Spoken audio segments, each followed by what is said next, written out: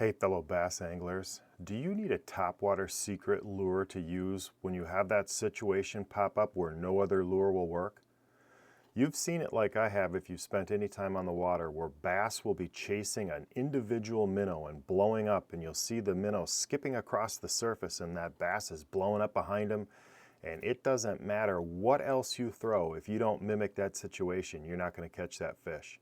Stick around, I've got a great bait that will do just that. So like I said, everybody's seen that situation where the minnows are blowing up individually and the bass have actually broken away or broken a minnow away from the school and is individually chasing it down. And I've seen it on a river and I've seen it on a lake. And when that's happening and I see that happening, you can catch that fish, but you're not going to catch him throwing a popper at him. You're not going to catch him throwing a whopper plopper at him. You're not going to catch them with a twitch bait or other topwater baits that don't mimic what was just going down. So there is a bait that can do it, and that's the Jackall Riser bait. And this particular bait mimics a situation on the water that no other bait can mimic, and it's super effective in catching those fish. And like I said, you've been bass fishing with the topwater bait or some other bait, and you've seen that blow up. You've seen even the minnow jumping out of the water, and you'll see the bass chasing it, and you'll see that action. And I've thrown every other lure in the book over there trying to catch him and can't get him, but I can mimic that action with this bait. And it's unique in that it's got a heavy body, it's got small hooks, and I've got two here of a color. It might be like their IU type color. It's got a white belly and an olive type back on it, and I really like that. But you'll see in some places too, they'll mention to take the hooks off. They come with what appear to be like size 8 terrible hooks that come with it. They're small and light. I've changed this one here to my KVD Mustad triple grip, double short, double strong ones, because if I'm fishing any kind of a topwater bait, I'm not losing that fish because of crappy hooks, so I change them. I'll probably go to 8s. I've got 6s on here right now, and I've caught fish with it. And the reason I've got 6s on here is because I'm moving this bait fast. I'm trying to mimic that minnow that you saw. So it's got a heavy body and it's got a riser lip on it. And that lip is the key to its action. The heaviness of it is nice because it can cast far. So if you see that boil or that action happening quite a ways away, you can get to it with this thing. But it's got a heavier body, and then it's got that riser lip on it, and when you reel, that thing immediately comes up to the surface. And then I keep my rod tip high, and I actually mimic that fluttering action of the minnow trying to get away. And when you do that and there's a bass in the area, they will crush it, especially if there's some in the area that are actively doing that, chasing those fluttering minnows that are going up to the surface and skittering around to try to get away from the bass. So super highly effective.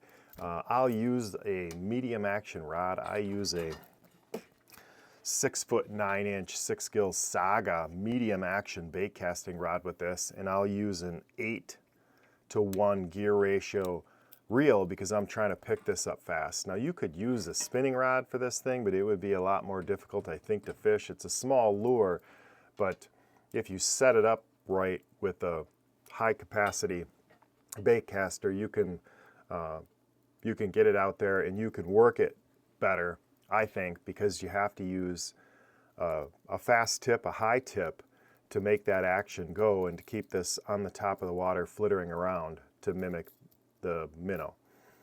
So I use a 6'9". It's shorter. I don't want a big wieldy rod. I want something that I can use quickly and manage and fish the tip very effectively.